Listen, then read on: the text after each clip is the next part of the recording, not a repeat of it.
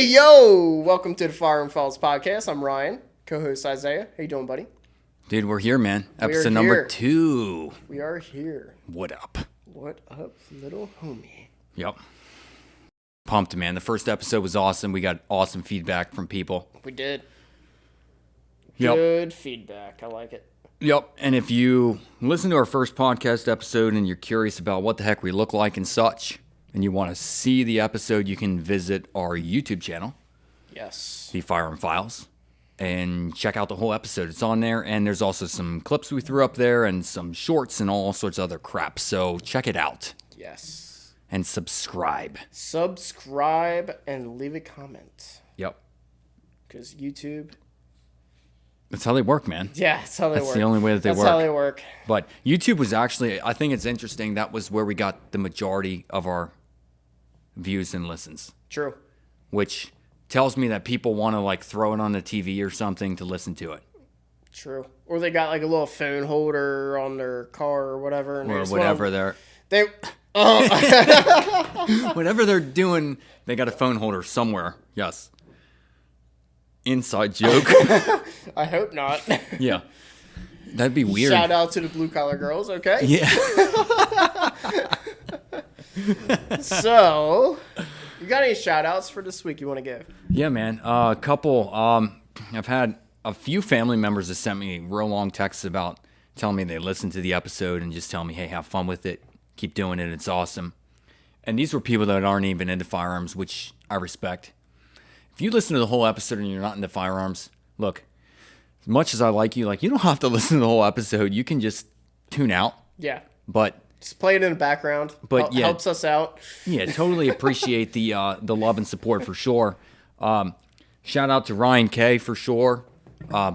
Buddy from high school sent me an awesome message. So God bless you too, brother. And appreciate the encouragement that you listen to the whole thing as well.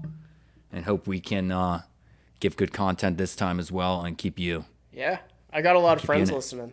Do you? Yeah, it's pretty cool. A lot of customers I'm used to dealing with. Yeah. Yeah, no, we... They liked episode 1. They loved it. Good. But we need more banter. Oh, this... we need more content, more rabbit holes. Here's the thing, man. There's going to be a lot of banner. There's going to be a lot of banner in this episode. But this is what podcasts are all about, too. True. So, yeah, that's been awesome. I got to give the biggest shout out, though, to the Philadelphia Eagles. Hey, yo! Let's go! To the Super Bowl! Come on! Oh, yeah! Philadelphia Eagles, yeah, we're obviously in Eagle territory, so we're pumped about the Eagles, yes. We are. The Moose Cup is out, supporting the Eagles. I was going to say, that has nothing to do with it. Shout out to Saquon Barkley. Saquon. Little homie. The dude is an animal, but I don't think he's a moose, but he's an animal. He's an animal, dude. Yeah. That man can run. For sure. Yeah, shout out to the Eagles. Awesome job. We're excited to see him in the Super Bowl. I don't know if I'm going to get to watch the Super Bowl this year, actually, now that I think about it. Are you? No. I don't know either. I think I'm working a gun show that day, which is a major, But it's like guns, football. Yeah. I might guns take precedent. I might sell guns as I watch the game. Yeah. I'm gonna figure it out. I'll figure out the situation there. But yeah, man. Also, massive shout out to my number one favorite team, the Washington Capitals, right now, who are dominating the NHL standings, right at the top of the charts. I know, you're like Flyers. Whatever. Philly. Whatever, man. It's just been fun to watch this season, to watch Ovechkin on his journey to hit that number one spot in goals in the regular season, and he's getting real close every time. So finally. Yeah. The dude's ancient, I watched him when I was like 15, I feel like, which is, it's half of my life, man. 40 years ago? Half my life ago, yeah. About 40 years? Yeah, something like that. Yeah. Feels like 40 years. I remember going to the first Caps game that I went to. Like, my sisters bought me tickets. They're like, oh, here we go. We're going out. I was like, juiced, man. It was freaking awesome. But anyways, shout out to those guys. Nothing's better than watching a hockey game live. I agree with you, dude. I mean, hold up. There's better things There's better things to watch. There's better things to do as well. Well, that being said, as far as sports are concerned, in my opinion, hockey's one of those sports that, like, I remember, like, going on first dates with girls, and I'm like, yo, we are going to a hockey game. And we get, like, 3 rows off the ice, and it literally, like, they're like, it's freaking barbaric, you know? These dudes just slam each other. You know what the best sport is? Hunting does. Hunting does. Sitting in the tree stand. And these little doe eyes just turn to you, and it's just like... It's not sitting in a tree stand, though, and you know that. Oh, we're talking about different does? We're talking about different does. Oh, okay. No, hunting from a tree stand blows big time. Depends how cold it is. I'm just calling it out. It freaking blows, bro. You know what sucks? Remember that time we went squirrel hunting? Yeah. All you hear is nothing. Yeah. You go deer hunting. You see squirrels everywhere. It's like, where were you like 2 months ago? Well, to be fair, I mean, you were playing the sound effects of squirrels. It's like, dude, that's not going to help to pull them out, man. Well, you know what you did? What did I do? You brought a whole bag of like snacks and chips. I'm a snacker, man. Uncrustables and no, I didn't. I will admit, I've never eaten an Uncrustable. Never. Like, I'm an Uncrustable virgin. Never touched one. I love Uncrustables. See, but you brought egg sandwiches that morning. I did, but you didn't eat yours. I did. Did you? After. Was it all right? It was cold. Honest. It was cold. It was cold. Yeah, you left it. I put it in foil wrap before you did. Yeah, but I mean, it was all right. Yeah. But no, I'm definitely like, if I'm in a tree stand hunting, which I hate doing, but I've got like a bag of donuts, and then I'm like, okay, what's after donuts? You know, there's other. He brought a whole bag of like Tasty Cake donuts. Dude, it's whatever. I hit the gas station, and I'm like, okay, I need some coffee. I need to wake up. Oh, I need some donuts because I didn't eat breakfast. And then it's like, well, I might not eat lunch when I'm out there because I might fall asleep. But you know what woke you up? What? Woods pop. Woods pop. Woods pop. Yep. We saw a squirrel like 10 feet in front of us. We just couldn't shoot it fast enough. No, and that's the weird thing is... It just looked at us and took off. Yep, little ninja senses. They also... It's not right. They're as ninja as it gets when you look at how they climb a tree and they go around the backside where you don't see them. And so I'm like that dog, right? That when you see an animal or you smell it, you like run to where it was and you're like, I'm ready for you. Come back, you know? So I'm there. I'm like zoned in on the tree. I'm waiting for him. Nothing. And then I'm like, okay, well, let me walk around the tree. Let me creep up on him. I walk around the tree, nothing. He's already up the tree onto another tree somewhere else. Whatever. 4 trees away. It's whatever, man. But I will say that you're correct in that. In deer season, dude, I could have smoked some squirrel. They're out there. Yeah. Not when we want them. It's crazy, man. Squirrels. I don't like squirrels. But anyways. They taste good. Should we get into some gun topics We today? should get into some gun topics. We should. So,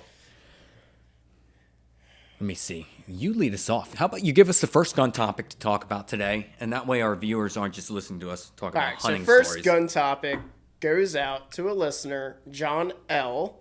You know who you are, Pops. Johnny. His question for us is older shooters and the challenges they face. So let's beat on that for a minute.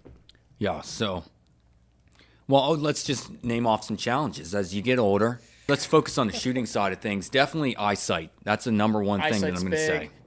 Yeah, your eyesight's not going to get any better.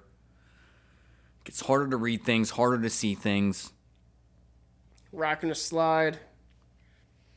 I'm not there, but I get... You will be 5-6 years from now. Not 5 or 6. 5 or 6 years. Sucks. Of course. Sucks to get old. Sucks to get old. Yes. No, but think about it. When you get older, too, and this, I guess, is dependent on the person, but as you age, you start to believe doctors more and more, and so you start to take all these medications that they give you. You start to get the shakes and the tremors and... I don't know, man.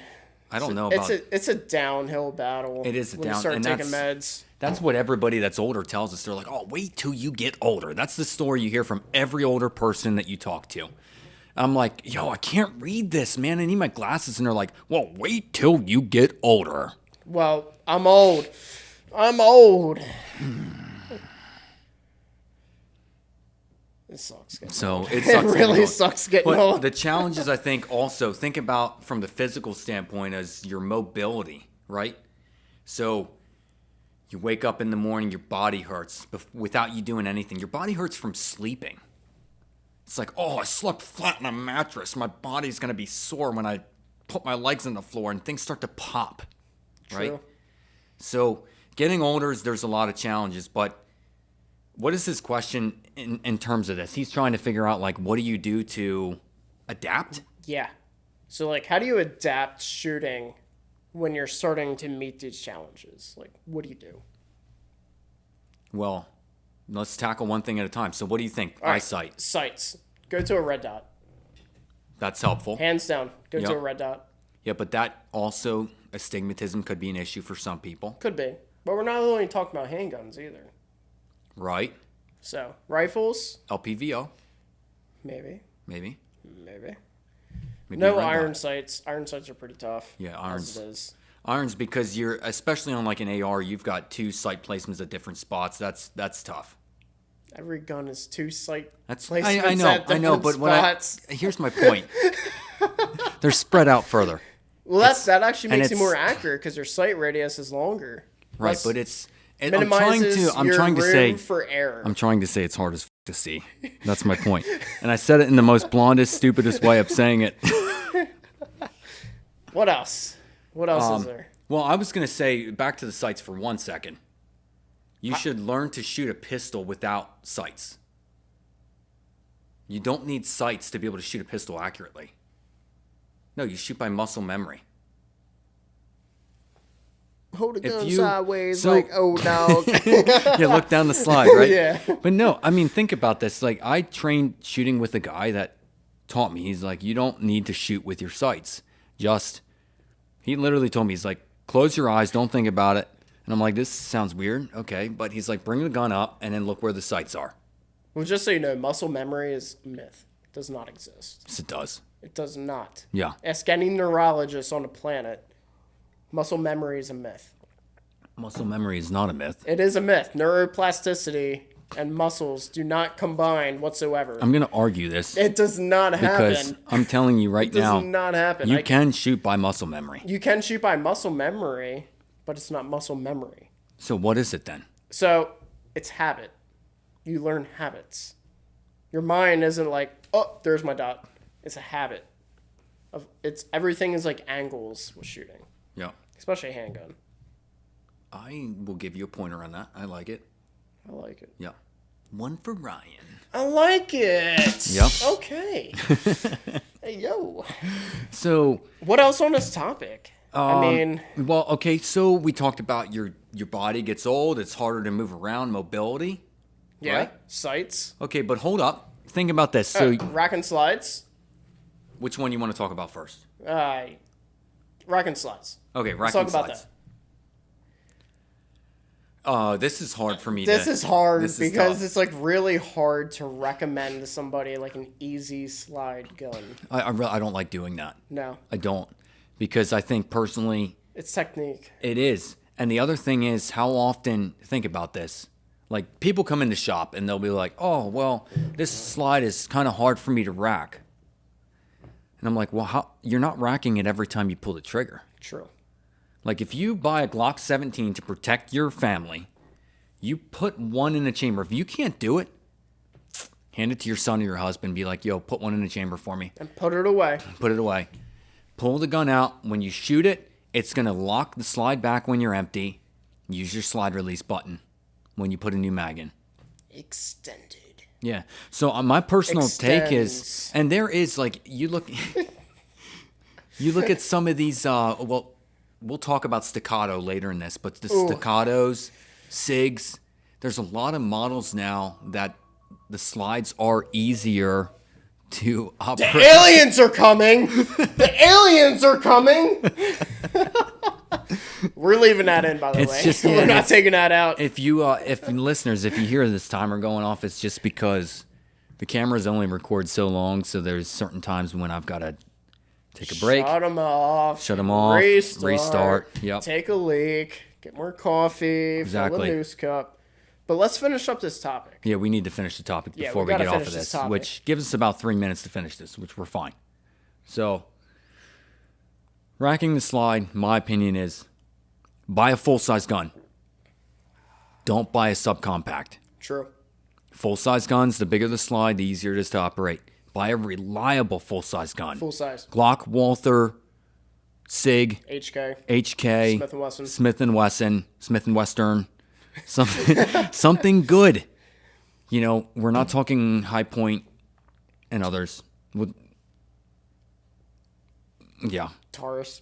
Yeah. It works. Brazilian guns. It works. Whatever. It works. It's a Glock. It's a Brazilian. It's a Glock. Mm-hmm. Stoger, STR9. Buy that. So, any thoughts you have on the racking of the slide? Any pointers you would give somebody that walks in? It's just technique, man. You just got to work at it. You just got to work at it. 2 hands. Make a C with your left. Push down with your right. Or vice versa if you're left-handed. That's about it. That's all you can do. Have serrations front and back of the slide. Yeah. But, okay, and then last point. We talked, sight, slide. What was the other? Mobility. Mobility. Yes. What are your thoughts on mobility? As somebody gets older, what are your thoughts? Do what you can do. I mean, if you're restricted to so much mobility, just do what you can do and just call it a day. Okay, so think about this though, mobility, right? You get older, you're probably not going to hit the range with a bolt gun and lay on the ground to shoot. You might be like, okay, let me set up my bog. Oh. I love the bog. We're gonna talk about the bog. We are going to talk about. Go grab your bog. No. Go grab the bog. Future episode, we will set a bog up and talk about it. Right in the middle, just TP it up. Freaking love the bog. Anyhow, but you're probably not gonna lay down to shoot. Shoot from a bench. Make yourself comfortable. Take out as much of the movement possible if you're shooting a long gun. Make sense on that? Yeah. Now, and a home defense standpoint, I mean, if you think about it, nighttime, you're in your bedroom, you're sleeping, you hear a little ruckus downstairs, you know. People are coming upstairs. What do? You grab your gun, get behind your bed, get down on the floor, and shoot up. Truth. You know why? Those rounds, when they hit, they're not going into somebody else in another room. They're going through the ceiling. Exactly. And it's freaking Matrix-like. It's like Ron Wick. Or John Wick, I mean. Ron? I like it. Shout out to Ron. Shout out to you, Ron. Yes, VP9L connoisseur. Yes. I really want one of those guns. Anyhow, what I was thinking was, you get older, you need to always keep in mind that even though you're older, you have advantages. It's your home you're protecting. True. You know the layout, right? 9 out of 10 times, if you got someone breaking in, they might not know the layout. They shouldn't. Hopefully, they don't. Unless it's your neighbor that you let in the house the one time. Don't let neighbors in your house. The babysitter next door. Don't let the babysitter in. But the fact is you have home court advantage, right? So why wouldn't you? I practice this. Do you practice clearing your home and protecting it? I do every week, dude. Yeah. You have to. You do. I know where people are going to be. Yep. What potential people are going to be where. And all the points of entry and exit. Yep. So for me, it's knowing where somebody might come from. It's audibly listening to where that person's going to be. And then for me, it's getting my pistol immediately. And then which long gun am I getting to? Pistol immediately? Yeah, pistol's right there, man. It's always within arm's reach. Mark 18, bud. You got your Mark 18 right next to the bed? Nice. I like it. Benelli M4, little Mark 18 action. There you go. So let's end this topic. Yep. Why should old shooters stay in the hobby they love, even though they're starting to like lose the love for it? That's a really hard question. Do you, when you start to lose the love for your wife, you just leave her out on the curb? You don't do that. That's subjective. I mean, you shouldn't do that. You should be like, we married. I love you.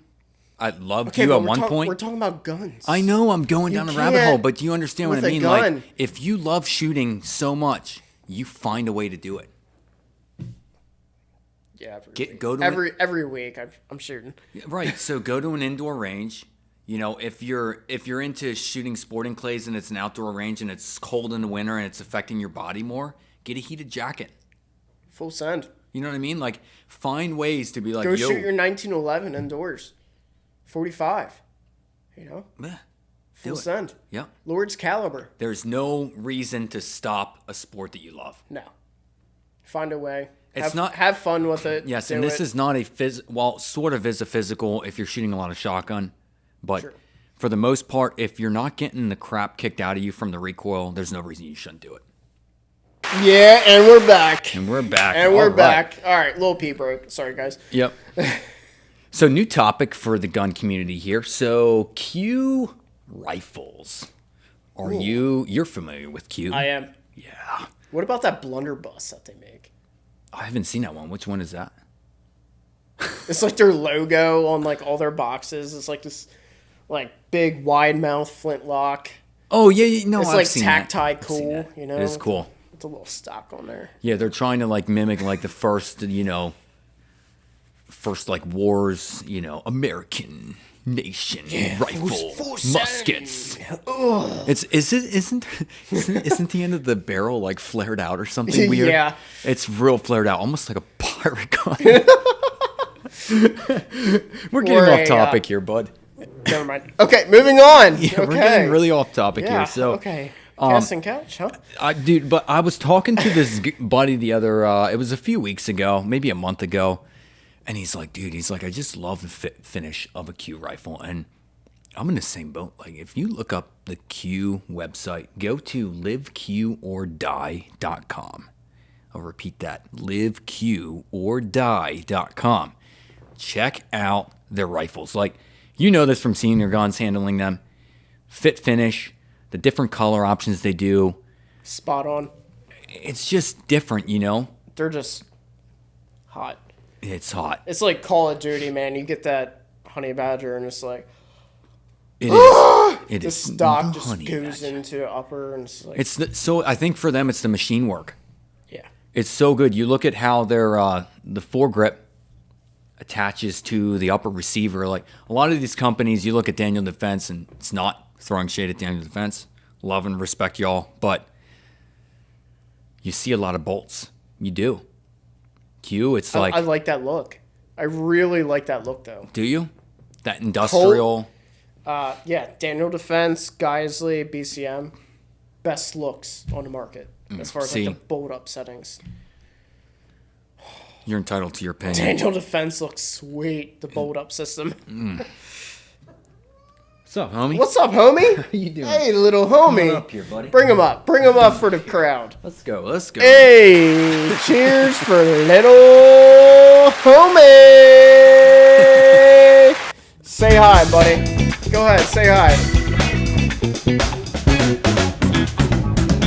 Oh, yeah. Oh, little buddy. All right. So anyhow, but let's get back to Q here for a minute. Let's get back to Q. Enough with little homie. What I was on their website though, and I thought this was funny. I'm scrolling through. I'm looking at possibly doing a build with a sugar weasel. Ooh. So I'm like looking at the sugar weasel, and I scroll down, and I'm reading about how it's built, and where it says trigger, it says, literally the best trigger ever made. False. Yeah, I'm actually, I would say they're within the top couple. I don't know. And now, hold up. We're not talking, this is not a mil-spec Q trigger. No. This is a definite upgraded, it has a slight curve at the bottom of the trigger, but it's primarily flat trigger. And it's breaking cleanly. 3 pounds. Yeah. 3-ish. Yeah. The ones I felt are about 3 pounds. What are your complaints though? It's not a Geisley. It's not. Or Trigger Tech. It's not Trigger Tech. I think CMG actually blows the Q trigger off the market. So Q is more top 5 maybe. Yeah. Yeah. Yeah. There's a lot of good triggers out there. Timney. There is. Timney's really good.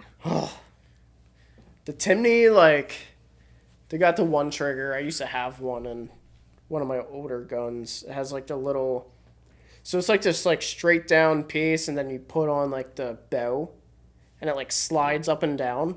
It's like a competition grade trigger, but you can move it where it is.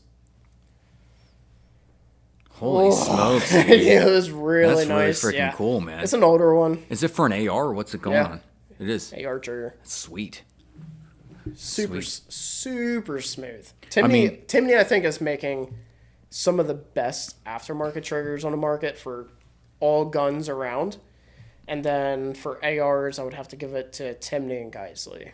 Yeah, I was going to say Geisley for an AR. Top for Timney, me. though, like I know I have a Timney in a 700 Remington that I built. And I'm like... Yeah, that trigger was nice. Oh, yeah, it was really nice. It's really freaking sweet. You know what sucks, though? Putting a Timney in a Winchester Model 70. You mean doing the work sucks? Yeah. Yeah? You've done it? Too many times. Too many times? Or a Savage. It's even worse. Well, hold up. Why would anybody... Because you got that trigger spring in there on the bottom. You know what, dude? I almost said, why would anybody put a good trigger in a Savage? Because the Savage trigger sucks. Their trigger sucks? It's an accurate trigger, but it does not make you accurate. No, it doesn't. You know, it reminded me, though, actually, I had a customer come in, and he had a 300 Win Mag Savage. I'm going to guess this Savage, I mean, it was like an Axis. It wasn't even an Axis 2. It's like $300 gun, if that. Let's be kind. It's a $300 gun, right? He's like, yeah, is this gun cool? Like, I'm going to take it out west and do an elk hunt. And I'm like, I mean, yeah, let's get close to the elk. We can do it. Let's get close. You know? But he's like, I need a good optic for this so I can see, because out west, as you know, like, you've got long-range shooting. So we walk through, and I end up selling him a Night Force. On a Savage Axis. On a Savage Axis. Put-dum. Like, dude. Yeah. So, when people say, they're like, you need to match the optic to the gun, where it's like you need to make it equal quality. If that was the case, I would have sold him a Bushnell. Okay, while we're talking about scopes for a second, I know. I gotta bring this up, okay? Yeah, go ahead. So, funny story, and we're gonna drop the picture of the gun into the video, so check it out. And we're gonna do a clip on this as well, so put that picture like as like the highlight when you edit this. So, have you ever seen a Bergara 308 with an LVPO on it? No, why would you do that? Was it like a B14 or what was the gun? Yeah, it was B14. B14? Yeah. And they threw an AR optic on it? Yep. Not only did they throw an AR optic on it, they brought it in saying, why can't I see through this? And he holds it up, LVPO, you know. I said, as nicely as I possibly could. I couldn't be any nicer. I'm like, it'd probably help if the optic was mounted in the correct orientation. Oh, it was really sad, man. It was really sad. So you're looking through the objective lens. Yeah. Wow. And you know, okay, so you know what, okay. That, and I took a picture of it. I'm like, this is the craziest thing I've ever seen in my life. Why can't I see through this optic good? I'm like, first off, you got like Amazon rings on here. Yeah. And it's mounted backwards. So, okay, I'm going to be Doesn't work. I'm going to be the blonde advocate today for this stupidity for just 1 minute, okay? Just to try to make you understand what he was thinking when he did this. Please don't. So, he picks up the optic, pulls it out of the box, and he goes, oh, well, this end here is the bigger end, so that must be the objective lens on this. And so he flips it around. He put it on and said, oh, I see. Oh, I see. Okay. really sucks that gun wasn't a 350 legendary. Yeah, that's a yeah, right. That's a major bummer. But you know what? It's like, what haven't we seen? When you think that there's some people will be like, yo, that lesson they teach you in school, they're like, what do they say? The whole thing about stupid. There's no such thing as stupid or something or whatever it is. There's stupid, man. There's really stupid questions. There's really stupid. Like, what's one of the stupidest things you've ever seen in the industry? Is this what customers have done to stuff, or I mean, the Night Force and the Savage was pretty stupid in my opinion, but it felt good when I sold it. I'm like, this guy's putting a $1,200 scope on this $300 gun. Okay, let's clarify it. It was a Savage Axis, not a Savage 110. Correct. So Savage 110. Okay, maybe. Savage Axis XP. No. No. No dice. No. Nope. Go fish, bud. Go fish. Yeah, I'm trying to think here, dude. Stupidest thing that I've seen. I don't know. All I can think of is recent stuff, and this is throwing shade at Staccato. Staccato sucks, man. But if we're gonna talk about Staccato, then let's talk about Staccato. The stupid thing, like Staccato putting the rear sight on a pistol in front of the optic plate. In front of where the optic plate. But that's tactile cool. It's the thing now. No, it's not. Go look at Glockstore.com. I'm going to tell you right now. Go look at their slides for sale. If that becomes a thing. They call it the combat cut. If that becomes a thing, I'm no longer going to shoot pistol. If every pistol had sights like that, or I'll take a bandsaw and cut that off. Yeah, that's a good move. Mm-hmm.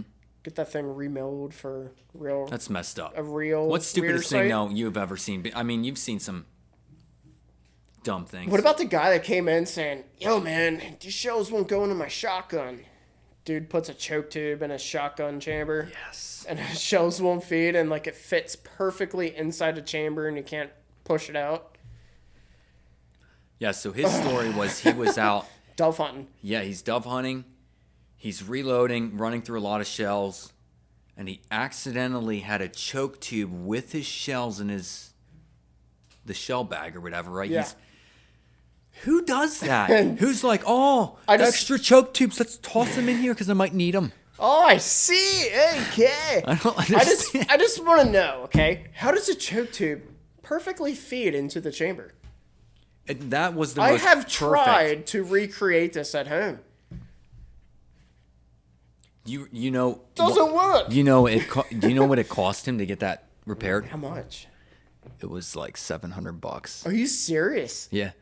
So the gunsmith had to actually cut the choke tube in multiple areas to remove it from the chamber. It was that jammed in there. Yeah. I could have done that for a whole lot less. But that's just painful, dude. You know what I would use? One of those plumbing things. It's like inflatable. Put a Schrader valve in it. It's for...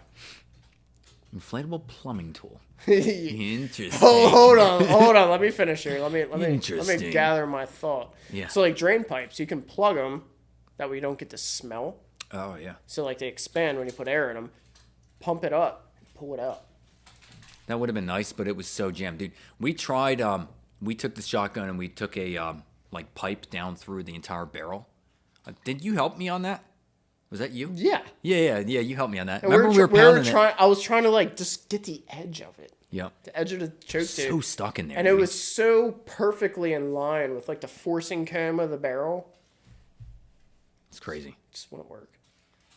Should we get on to our next topic? I think we should. Okay, it's you. You read your next topic. Oh, my next topic. Yeah. Okay. Go. All right. What do you think about the price of 5.7 right now? Guns or what? Ammo. Oh, ammo price is way too high, price per round. 5.7? Yeah, unless you're buying bulk. Are you seeing the market trend come down? I think 5.7. I think, but I don't know. I'm not seeing enough options out there. I am. How many? So are there more? Who are you seeing making it now? Palmetto. Palmetto's producing. They're making their own 5.7 ammo. That's right. It's pretty sweet. How about that? It's pretty sweet. You know what other caliber the price is starting to come down? 10 mil. The bear gun. I like that. Yep. I like it. I've got a 10 mil on order I'm waiting on. So anytime, Glock, you want to get me that gun, let's Please go. give it to me. Oh, come on. I'm waiting on you. I want it. Where is that gun, by the way? Dude, I don't know. It's in Georgia. Austria. Chilling. Hanging out. Little homie, what are you doing back there? Yo. He's playing with the toy. Yeah. But yeah, I don't know. What are you seeing price per round for Palmetto? Like, what has it gotten down to? Last I've seen is coming down to like $28 a box. Box of 50? Yeah. Which puts it... Under the price of 45s. It's nice. So, prices are coming down. Yeah. On everything. The ammo market is about to get flooded with like bulk ammo. 9mm, 5.56. There's a lot of 9mm ammo out there. It's all going to come down within 2 months. So wait 2 months and then buy it up. Buy it up. Yep. Shoot me an email. Yep. Exactly. You need help on ammo. By the way, shoot us an email and our email address is Yes. thefirearmfilespodcast at gmail.com. Correct. Shoot us an email there.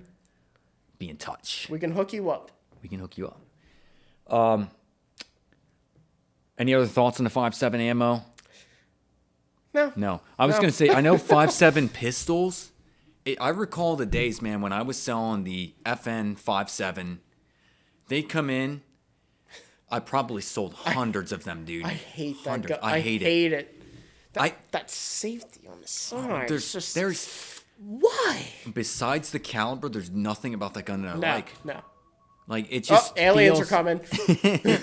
It feels so. It's just too aggressive. The grip angle's odd. The sights are weird. Okay, but not to bash on them. The Smith & Wesson has a good 5.7 pistol on the market. Smith & Wesson is making the best 5.7 pistol in the market right now. Hands down. It's compact, holds a ton I of haven't rounds. shot the Palmetto, the Rock, but from what I've seen, it's a tie. I'm giving the edge to Smith, though. It's Palmetto versus Smith. Yeah, true. You know. But True. Ruger 5.7. Oh, no. No way. Hey, no. Stay away from that gun. Yeah. I mean, it's okay. It is okay. LC carbine, Ruger 5.7. I like that. I like that gun. I do like that. That's a good gun. Yeah, but it's not a pistol from Ruger, so it's great. Yep. And that gun has a lot Other of than metal work. revolvers, don't get me wrong, Ruger revolvers. Yes. Very Chef's good. kiss off to you. That Very gun good. is amazing. Yes. SP-101. GP100. LCR. Black Hawk. Red Hawk. Super Black Hawk. Super gay. Anyhow. All right, let's keep going. Hey, yo! We are back from the piss break. Okay. Yeah, we're back. And relieved. And relieved. Empty bladders. So, here's a question that I have for you. Okay. Let's hear it. Name off, we're each going to pick one. Name off one pistol that every law-abiding citizen in America should own. Glock 19. Okay? Explain why. Most popular handgun in the world. Yeah, but... Parts, magazines, ammo. Reliability. Reliability. Yes. It's what Glock is known for. Glock 19 was the first handgun I ever bought. Turned 21, went in, picked out a Glock 19 Gen 4. It's a good gun. Great gun. And I can't say anything bad about that gun, really. I can't. They shoot amazing. My favorite Glock is the Glock 17. Love that gun, dude. It's still not a 34. It's not a 34. Glock 34, bud. I mean, Glock has a lot of really great firearms out. Sure. How about that brand new Gen 5? Dope. 17 long slide. Yep. That's a little too long. So nobody ever said. Nobody ever said that. That's not what she said. Does that make any sense? That's I don't know. what she- what? Anyhow, so yours is the Glock 19. That's your pick. Yeah. Locking it in. Glock 19, everybody Glock should 19. own. I would say Glock 19. The second one would be like an HK VP9. Okay, so you're stuck that's it. between Yeah. those two. That's really full size. But out Glock 19, just because the parts and magazines are everywhere. Yeah, minimal parts, like 34 parts in that gun. Yep. It's just so simple to Just work on, works. simple to clean, take care of, take it apart and clean. It's easy, and it freaking shoots whatever you put through it. Yeah. So I'm going to turn the table 1 second and go with a different vibe, because my initial pick was going to be a Glock 17, but since you picked 19, I can't pick a Glock. I got to change it up. So we've got our full-size Glock 19. What else do we need? Something smaller. Small, right? Smith & Wesson Bodyguard 2.0. And I know this might piss some people off. It's 'Cause a 380, it's guys. a 380. I get it. That's what's going to piss people off. But the only reason I'm going there is because Smith & Wesson endorses this. No, I'm kidding. But, no, Smith & Wesson, that gun, it's a totally different purpose, right? So you get a pistol of that size that's that easy to shoot, that you can drop in your pocket when you've got less clothing on in the summer. True. Totally different purpose, right? Gym shorts, sweatpants. Yep. So Black if you owned a leggings. Glock 19 and that, it would give you versatility to always have a gun on you that keeps you armed all the time. True. No gun is worse than having a gun. Wait.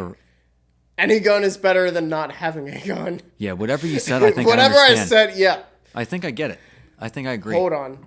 No gun is worse than having a gun. What? That's what you said.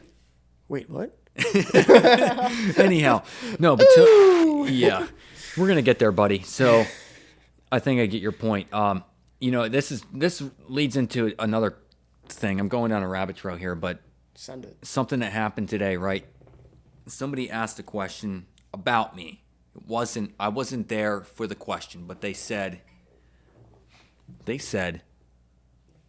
how often does he carry a gun? And I'm like, when do I not, though? When you think about it. Always. Like, even if I don't have a gun on my person, I'm that guy that's like, okay, well, I know exactly where that pistol is. It's within seconds of me getting to it. Or I have a long gun nearby. Like, there's always a gun to get to. Does that make sense? Oh, yeah. I think anybody that knows me should always expect that from me. 99.9% of the time I have a gun on me.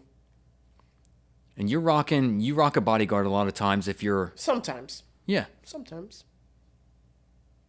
And you're rocking what now? The Walther PDP. Walther PDP. Oh, yeah. How'd that holster work out for you? Dude, this holster is amazing. This holster, most comfortable holster I've ever gotten in my life.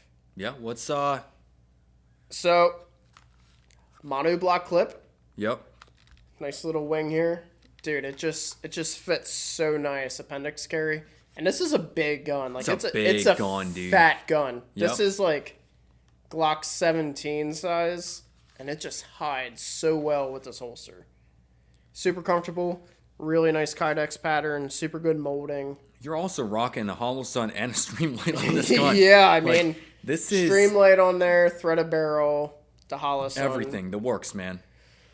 I love this. So, who made the holster? Give a shout out. 4 Bros holsters. You guys are the best.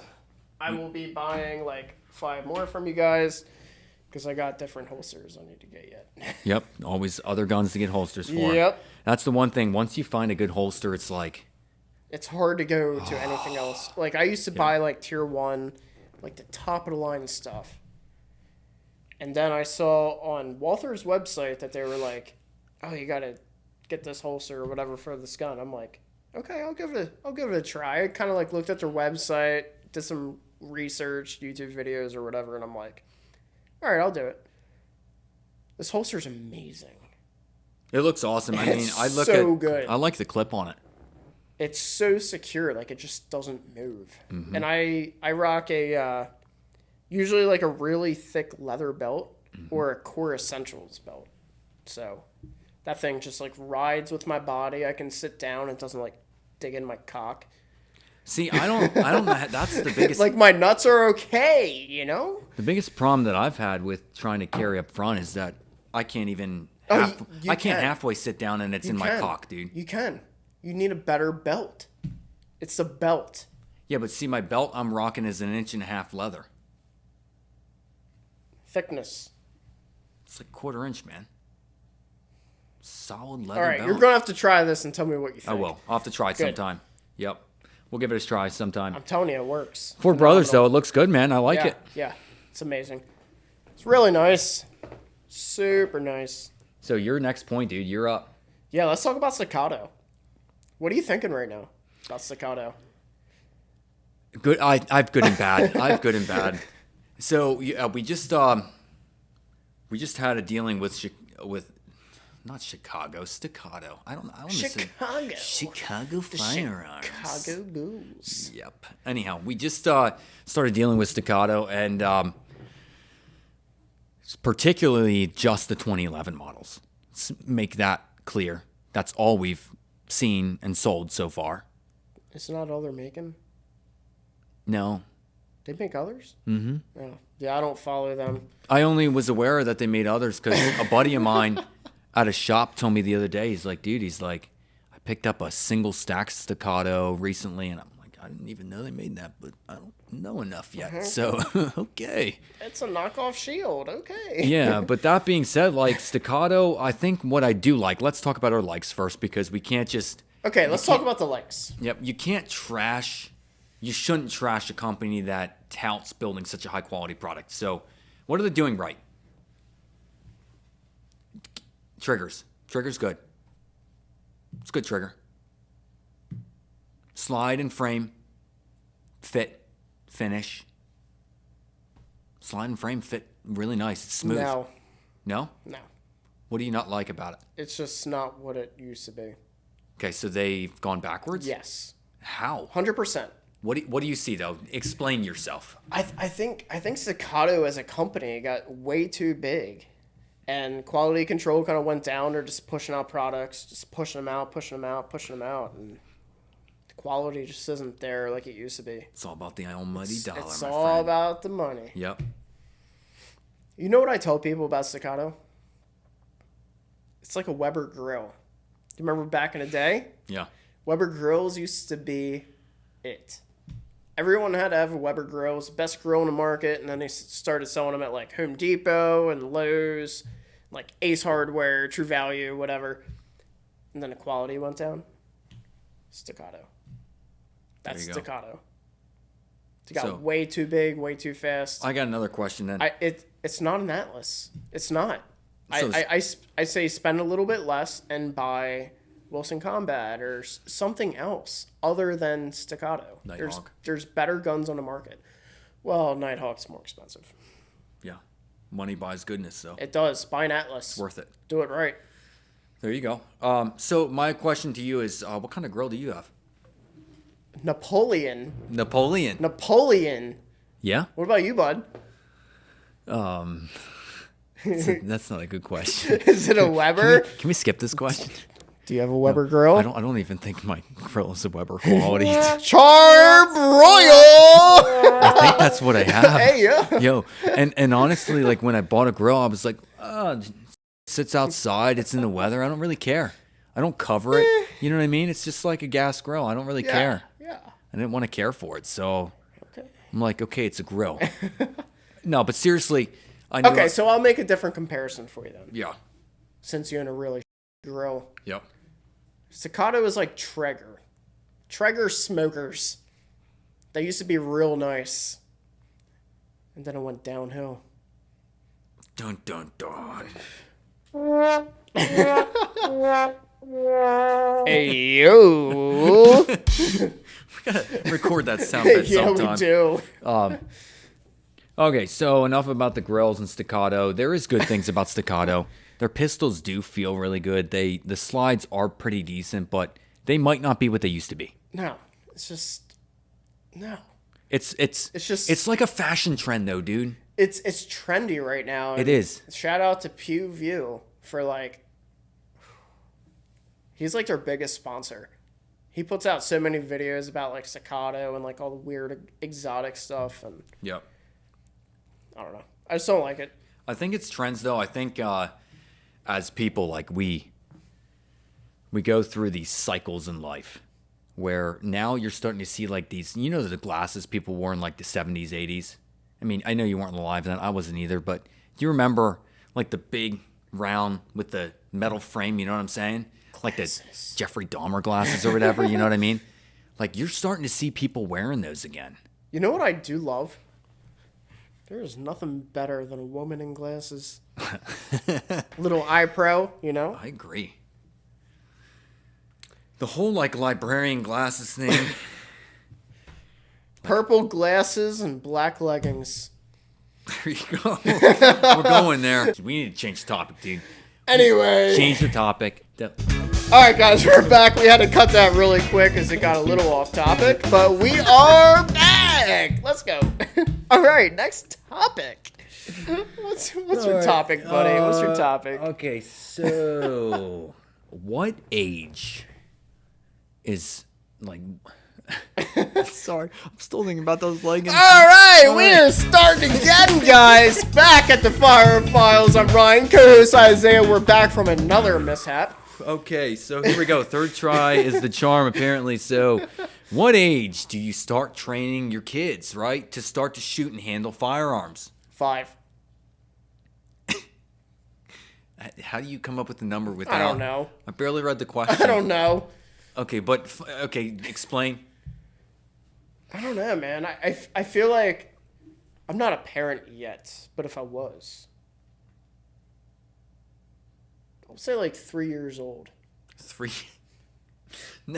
I'm on the opposite side of the spectrum here, bud. I'm being serious. So if you make something a taboo to children, they're going to get curious about it. Like, I want guns all around the house. I want kids to see them. They need to know not to touch them. They're going to be obviously unloaded and up out of the way. But, like, they see them, know they can't touch them, and get that curiosity away. That's my philosophy. So you're coming at this from a standpoint of when they have that curiosity. It's a safety thing, yeah. Yeah, because it's going to be trouble if you don't teach them at a young age. Yeah. But I'm talking about when you put a gun in their hands and you're like, okay, let's shoot. Go shoot. Let's shoot, right? Come on, Moose Jr. Go shoot. Little Moose Jr. Yo, when you have a Moose Jr., just so you know, I'm going to show up to the hospital with a moose hat for him. Hey, yo. A little, like, beanie with the moose antlers. Oh, at least there's moose antlers and not the... That'd be awesome. No, I think with kids, because I don't have any kids, but I think... Thank God. 10, I know, right? It'd be trouble. But I'm thinking like 10 or 12, somewhere where they... No, younger than that. No, but I'm thinking like if they're even shooting a 22 on a range, like my nephews, if they are interested in shooting, maybe 8 years old, maybe. But it's like, I don't know. Are the aliens back? It depends on what I feel like they can handle doing. Like for my nephews, I try to take them fishing and teach them that before, because that's something you can teach them when they're 3, 4, 2, maybe when they're walking. They want to cast a rod. They just want to touch a fish. They man. do. It's like, okay, fish. It's okay. You ever see that video? I don't think so. I gotta send it to you. It's freaking adorable. It's this little girl and she's holding a fish. It's okay, fish. It's okay, fish. That's cute. Kids are awesome. Fish. I can't wait to have kids, dude. Dude, fishing, man. You got to start them off fishing. I love fishing. Fishing's... But back on the topic. Yeah. That was a rabbit hole. Yeah. For where like you're coming from, I think it's a case-by-case basis. If you're going hunting, you got to be 12 at least. If your kid is like crackhead energy, like ADD and like all over the place, yeah, you should probably wait a little bit. You should probably wait till they're 18. If not, you should probably wait till they're like leave 40. the house. 40. Yeah. Let them do that on their own time. But no, seriously, like, I don't know. If your kid is like responsible, if you raise your kids right and are responsible and respect the gun as a tool and not as a weapon, but respect it as a firearm, I feel like they will respect it more. Especially in like, if you take your kids hunting, they will respect it more than just going to the range. Yeah, and I think that's... Because they can kind of, like, see, like, yo, this kills a deer, this kills a bear, you know? This is, like, super dangerous. Don't mess with that, you know? Yeah, they also hear the bang, and it's a scary thought. Oh, yeah. You see the muzzle flash, like, you know, this is a serious boom, boom stick. It's a boom, boom, boom. And I think that's a topic. I think if you're a parent, like, and you hunt, take your kid along hunting with you. Get him out there, you know, like, get him out in the woods, get him away from the computer screens, get him into nature. My kid is not watching TV, no video games, nothing like that. Go play outside, go roll around in dirt. Yeah, and whoever go roll in dirt, dude. Who thought it's smart to buy kids a cell phone? Dude, I don't know. That is the stupidest thing I've ever heard of. These here, man, it's like a cancer. It's freaking trouble, man. It's terrible. It is. It's the worst thing in our society. But we can't get rid of it. I know. Sucks, man, and I'm sitting here looking at my phone. It sucks. Stop. It freaking sucks. Stop. Who's setting you up? No, nobody's hitting me up at the moment, but glasses? No, but yeah, I think 10 or 12 if you're going to actually be in the field shooting, or if you're saying, hey, let's put a live firearm in their hands like a 22 and shoot rounds downrange. Yeah, maybe 8, 9, 10. Great. Yeah. It's a great way to learn. A Ruger 10/22 is awesome. I think I started when I was like 5 or 6. I have a buddy that told me, he's like, second my kid comes out of the womb and we leave this hospital, like, I'm forcing his finger onto that Glock trigger and he's pulling the trigger. Because he's like, apparently he yeah, let's do a pap smear with a freaking Glock. Yeah, I mean, can you imagine? You come out of the womb, you're all crying, you're like, oh my god, there's a world out here. You feel like you're looking at aliens. Next thing you know, you're touching a trigger. You're touching a trigger is the first thing that you touch and hospital pull. pop. Yeah, it's like that is the what the heck is this cat doing? Yo, little homie. Little homie. He's awesome. He's like, he's watching you. He's like, come on. There he is. Little homie. You got anything to say, bud? I've never had him pull the trigger. Why not? He's not human, man. It's not. We're talking about kids here. He's like my animal kid, but it's not. If they're not a human, we can't. His paws wouldn't work around the trigger and trigger guard. Like, it don't work. It don't work. Hey, yo, we're back. A little exciting there. Yeah. We got a coffee break in, which was nice. Yeah, not only that, so we'll just put this out there. We also, what you didn't see is that we recorded the end of the show here, and Brian, what did you forget to do? I forgot to hit the record button on the audio. So on the audio so side, just so you know what's going on. It again. Yeah. So what's going on here? When we put this setup together, we have 2 cameras that are recording. Which the nice thing about those is that I can see this camera here, and it has red around it, showing me it's recording. This one here, it's got red. See it. You see it, right and there's here. a red dot. And what did I see in front of me on the soundboard? Dude, there's red everywhere. No, but there's red everywhere on there, I didn't man. see any red. It was a really sad moment for me, okay? It's sad. But anyways, it's a learning moment, dude. It is. It's all good. It's episode It's all 2. good. It's episode two. 2. And this is a lot harder than it looks, guys. It is. I mean, it might... You know how much casting couch time went into this? All the setup, the lighting, and the makeup. And the makeup. God, we have a fluffer over on the other side of the room. We do. Thanks. Thanks, Mel. Little homie. Oh, man. So, what is our next gun topic? All right, our next Let's gun get topic. into it. Let's do this again. Next gun topic is what attachments should you put on your AR-15? Okay, so what you're meaning by this is you go to a shop, you buy a AR-15, has no attachments on it. Bare gun, dude. Gun. Completely bare, M-lock rail, like A2, Okay. like the stupid furniture, and it's like throw it in the recycling bin. Okay, so level of importance is going to be on a red dot first. Yes. Got to. And that red dot should be a quality red dot. You should have a holographic red dot, most likely. Holographic, EOTech, HoloSun, something. Or an LVPO. Or yes. That's another good option. Yeah. Yes. What LVPO would you run? What is it? The EOTech Voodoo. Yeah. Yes, so, please. So if budget wasn't an option, I'd be running EOTech Voodoo, the Night Force. If I had to work with a budget, the Vortex Strike Eagle. You make a phenomenal LVPO for like under $400. What about the SIG? It's all right. It's okay. We'll move on. Yeah. We'll move on from Moving here. on. So SIG should stick to making guns, not optics, but we'll move on. Yep. So what do you we got a red dot. What's your choice? I would say a charging handle would be my second. Okay, so not the mil-spec charging handle. You're swapping that out. Yeah, I'd swap that out. I personally prefer Geisley. Next one would be Radian. The third would probably be BCM. Yep.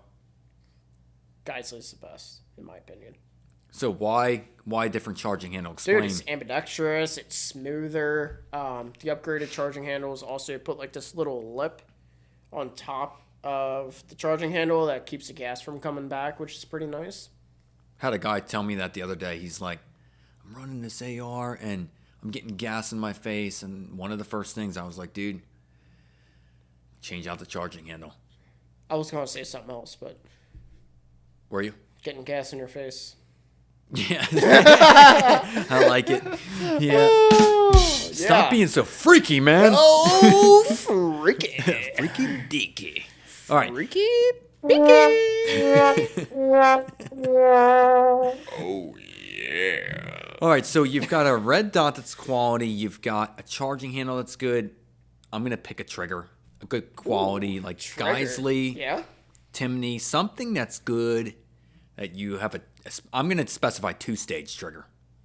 I prefer a 2-stage. It's more of a combat trigger than a competition trigger. Yep. And that's what the one build AR is supposed to be about. End of the world. Yep. The Walking Dead. You want to know where your shot placement is for those headshots. Headshots only. Headshots only. One shot, one kill. One shot, 2 kills. Wait, what? Multiplier! Okay, so you've got charging handle, you've got a good trigger, you've got a red dot. What's next? Furniture. Okay. Specify. Magpul, BCM, or B5 systems. Or, you know what I'm going to say. Wooks. No! Put some wood furniture on your AR-15. No! Please don't. I'm going to build one with Wooks. I know. So shout out to you, Wooks. I actually love what you're doing in the industry because they're changing it up, man. Everything They are. It's so that's like someone's like third build. Yes. It's like a Gucci gun. It is. You know? Something a little different. It's like having a gold AK-74. A gold That's Desert Gooch. Eagle. Yeah, gold. Like it's a Gooch gun. You don't really need it, but it's like I'm an American. I can own this. I want it. True. Yeah. But I don't live in California or New Jersey or New York. I'm Yep. good. Yeah. Actually, I do like, though, that everything out there, when you even look at this gun here, there's so many plastic parts nowadays. True. And plastic has a benefit. It's lightweight. It's lightweight. That's the only benefit. It's cheap to build. It so is. The parts it are keeps cheap. the cost down, yeah. It does. But, you know, when you're talking about something wood, you're talking about something solid that's going to add weight to the gun for sure. And it warps and cracks. It depending on if you're out if you're out in the Ukraine forest Out fighting. in the brush. Yes. In the sandbox. Yep. I think a suppressor would be one of the first things that Really? in my opinion is it just enhances your shootability of the gun. Dude, first thing I'm putting on, other than the charging handle and furniture, is a sling. Sling's important. Sling is super important. Yep. What kind of sling you like? I mean, I'm running a Magpul. You can run it as a 2-point or a 1-point, but I'm primarily running a single point right off the middle of the gun. Right at the receiver right there. Oof. I feel bad for you, bud. You know what, dude? It's okay. It works. Vickers Blue Force gear. Yeah? Yeah. Explain. Or Feral Concepts. They make another really nice sling, but Blue Forest Gear sling, the best. The best. So where are you attaching your sling on the gun? Personally, I take that end cap off. I'll put like a little QD thing on there and run the sling as close to the receiver as possible. That way it just rides higher.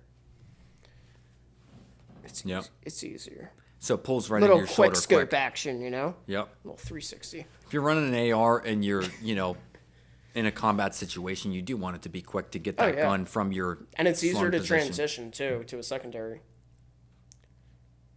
Changing to your secondary is quicker than reloading. I don't know, man. Nowadays, reloading's pretty quick on an AR. Just saying. What about mags? What kind of mags do you like? I love freaking mag pulls. The only thing that I own, to be honest. Really? It's like, they're so reliable. I don't run them to 30 rounds, though, because... Stop. I don't. Stop talking. No, but the mag pull mags do bulge a little bit. It's a negative thing. What's up, buddy? They bulge? They do. No. You run them to 30 rounds, they bulge some. They do. No. It gets challenging to feed them in a stressful situation, so you run them to like 28. I run them to 30, but I run Lancer, Magpul, and Daniel Defense. Okay. Lancers are my favorite. What is Lancer doing that's better? So their whole mag is polymer, and on the very top they have metal integrated into it, so the feed lips are metal. That's what makes it Which special. is pretty sweet. Because you notice when you top off a Magpul mag, those feed lips at the top. It's like that's where the bulge happens. Actually, it's those last couple rounds that it forces those out. That's where it can be trouble. But seriously, don't go with like any amend mags. Anything that if you find a mag out there that looks cheap, stay away from it. If you're buying a mag at a gun show, check the bottom of the mag to make sure it's actually a decent brand. Yeah. What about metal mags? Yeah. They have a purpose. I mean, it's just They're just weaning out of the industry though. They are. And a lot of like the older metal mags that are on the market, like they don't have the spring steel of modern mags. Mm-hmm. So the springs are wearing out a lot quicker than mag pulls. Yeah. I recall back in the day, man, when I first got into the gun business, it's when we had invaded like Iraq and Afghanistan, and ARs were a hot commodity. And so what was going on was a lot of parents would come in. This is when, if you recall, there was a time, do you remember when Magpul mags were like $50 a pop? Yeah. Like people were selling a mag for $50. Online. Yeah. And so there was a shortage of these mags, and what was going on, parents would come in, they'd buy like 10 of them and ship them overseas to their kids because their kids are using these metal mags, and the second that they drop, they get dented, and then they don't feed properly. So that was the number one thing. The mag shortage was caused by the war because all these parents were running in, grabbing mags, running out the Care door. package. And then the other issue is then once the price per mag increased, guys got wise to it, and then they came in and how many mags you getting today? We got an order of 25 of these, and I'll take all 25. And so they'd buy all the mags and resell them online for 5 times the price. Yeah. It's ridiculous. When they were like $6 a piece. $6, yeah. Now a Magpul mag they were is like like $6 to $8 a piece. $12 to $18 now for a Magpul mag on the market, depending on the gen. But it's like, yeah, it's crazy, man. It's ridiculous. But good quality mags are important. Yeah. What about foregrip? Foregrip. I only run M-Lock stuff. Even a Mark 18, that's a R3 rail, so that's M-Lock. I use a standard M-Lock foregrip, but I hacksaw that little baby off down to like a tiny little hand stop. I like my girl rough around the edges. Do you sandpaper that down then? No, I like her rough around the edges. It's really rough. Yeah, yep. You just cut it off rough and leave it. Yeah, I just cut it off. Not even kidding. That might be the most redneckery we've It works. talked about, you know. It works. A lot of people are doing the same thing, though. It's a hand stop. It's what it's meant there for. I mean, you can buy a short hand stop, you know that. I'm not a FUD. Just buy the part short. Grab this thing on there. Rambo style. Oh, yeah. It's okay. We're back again from another technical difficulty here. Yeah, so we just had a technical difficulty, but it's no worries. We're going to get right back to it. We're going to get back to it, and we're going to get through the end of this episode here. So last question for the episode. At what point... Well, who's the shout-out for this question? Yeah. Let's get back to this. Yeah, so sorry. I'm in like a wired mode to like get to it, but let's take a step back and chill out. So special shout-out to our buddy Nick for this question. Eric. Hey, yo. Hey, yo. So he had this question. Hey, yo. Nice. So his question was, at what point do you spend so much money on an AR that you are wasting money? And this question fits right here because we just literally talked about how you can deck out a gun how you should. And it's like, where are you wasting money when, what point have you wasted money on a gun? So my take on that is, if someone wants a decent quality rifle, what budget do you most likely see people at?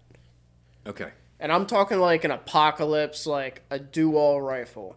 What budget do you... Bear gun do you mostly see people Bear at? gun, if someone walks in the door and they're like, hey, money's not an object, but I want a decently built gun at a decent price budget, I'm saying $1,200 to $1,400 for the gun. And, I mean, you're looking at... I mean, we're not talking Palmetto level, right? We're talking like SIG level, higher end Q, maybe something that's a decent build. I shouldn't have brought them up. The eye roll. Yeah. But would you agree $1,200 to $1,400 for a gun? I would say like $1,500 to start. And 15. You can find like a nice Daniel Defense used somewhere for like $1,500, BCM, something like that. Yeah, BCM all the way. Just parts, man. BCM's awesome. Shout out to you guys. But now, once you start, what kind of budget though to put all your accessories on? Optic, sling. Me personally, I'm running like $2,500. Yeah, agreed. And the majority of that extra budget's going to be for whatever optic you put on the gun. Optic and accessories, sling, can. So let's take a step back though. Because the majority of people don't want to spend $2,500 on an AR. No. That's just the sheer volume of people that walk in the door are going to say, my budget for a gun, $700 or less. That's a lot. Pretty of the much, market. yeah. It is, and they're not even, I wouldn't even say a weekend shooter with this gun. They're a guy that says, I want to own an AR-15 just to have it, just to put it aside, just in case. Yep. Shoot it 2 times a year. So what are you doing? $700 or less? I mean, if it was me, I'd probably, brand new off the shelf, not buying a used gun, I'd probably buy a Smith & Wesson. Yeah. You're like M&P Sport 3. Yeah. Or a Sport 2 even. Mm-hmm. Little homie, back in the show. What's up, bud? Yeah, Smith & Wesson would be good. Ruger. Ruger's all right. Yeah. AR-556. Yeah. What about... Oh. Wow. Oh. How are we doing? Oh. What's up, bud? Hey, you. What about... Well, let's go over, what's the Florida-based company that's doing a lot of ARs? Diamondback. Yeah, what do you think about them? They're okay. It's okay. I mean, it's decent quality. Yeah. They work. It's better than a Palmetto. It is. It's on the same line as a Palmetto. It is, though. I think it's on the same up, line as a Palmetto. They're buying the parts from the companies that Palmetto owns. Yeah. So it's basically a Palmetto with Cerakoted finish. Yeah. And a Diamondback. And you're getting upgraded furniture off the shelf. Yeah. A lot of the times. And it looks cool.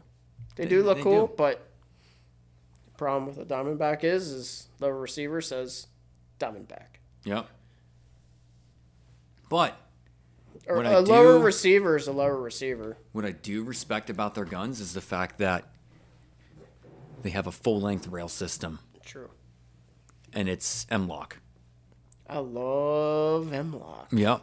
And so the versatility of their gun off the shelf, if you're just like, hey, I just want a gun I can maybe throw some irons on and a foregrip and a mags in.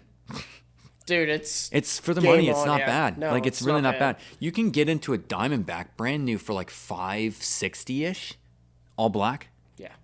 Full length M-LOK rail. Like, okay. What is it? A 1 1/8-inch twist? Something like that. Yeah. It's not bad. It's threaded gun. You can do a lot with that for a budget. I like it. Yeah. It's a Diamondback. Yeah. But it works. Serves a purpose. Yep. Well, dude, So that's a budget end. Yeah. What's a higher end? Higher end. What price? The next step up from a Diamondback or Smith or Ruger would be... Well, I mean, the next step up, in my opinion, would be like a SIG. Or Springfield. Or Springfield, yep. I think they're on the same page, pretty much as far as quality. It's the Saint. Yeah. Saint's actually a pretty decent rifle. Mm-hmm. I like it. It's not what I would pick, but No. it's okay. But it's not bad. No. It It's not your budget end gun. It's upgraded. It's an intermediate gun. Mm-hmm. It's a gun to build upon. Yep. And then, of course, you have the almighty Daniel Defense. Daniel Boone. The Daniel Boone rifle. The Daniel Boone rifles. Yep. I like so, those. Fun story behind that, just a side note, is that I had a guy call in one time, and Daniel Defense, if you're familiar with them, they do special releases and release limited numbers, and they were doing that, once a month, I think? Limited series, yeah. Limited, yeah. So is he messing with the mic? He is messing with the mic. Dude, what are you doing, bud? Little homie, what are you doing? So, anyhow, dude calls in. We had a limited edition Daniel, and he wants it. So I'm like, okay, got you. I set it back for him. Set one of them back. Hey, just real quick for the people that are not watching the YouTube video, little homie is the cat. Yes. He is the Firearms Files mascot. Yep. For people that don't know. But anyway, as you were saying, sorry. Yeah, and if you're he's listening going to the crazy right now. Yep. If you're listening to the podcast and you want to watch the podcast, see what we look like, check it all out. Visit our YouTube channel, The Firearm Files, and hit that subscribe button, and you can see each episode as we release it. Also posting reels on Instagram at the Yes. Firearm Files. Yep. And also on X. Same tag. Sweet. Love it. Yep. Let's network. Network.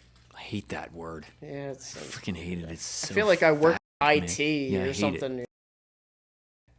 I have to bleep that out. You have to bleep that out. But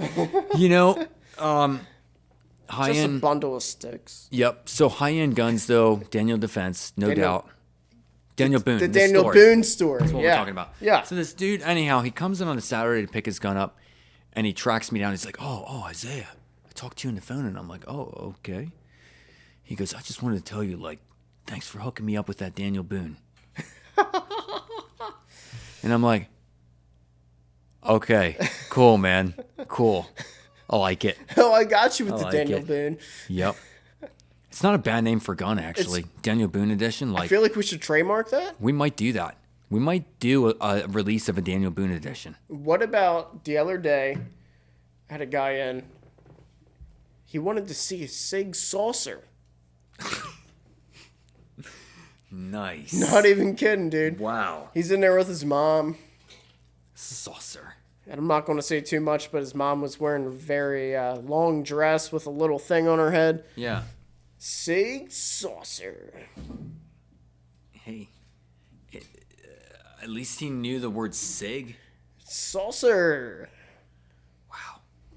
And he was just looking at the Smith and Wesson Yep. revolvers. I'm just going to say Sig Sawyer is another one that we hear all the time. Sig Sauer Yep. and Smith and Wesson. think we should end this episode. What do you think? We're at the finish point here. I think we Let's should get it done, end man. this episode so- before I pop this cat. He's getting wild. So He is getting wild. hit us up with an email if you have any questions for us or topics in the future you want us Hit to talk us about. up. The Firearm Files Podcast at gmail.com is the email address. You can shoot us a direct message on Instagram as well. That'll hit up Ryan, and Ryan can relay that information. Easy, buddy. We are also looking for sponsors and advertisers, so if you or your company are interested in doing that, hit us up. Let us know. Hit us up. We are looking for people in the gun industry to also be special guests, or if you have firearms-related topics and you know one of us and we like you, reach out. Reach out. Yeah, we'd be interested in getting you on here then. We'll take it. Yep.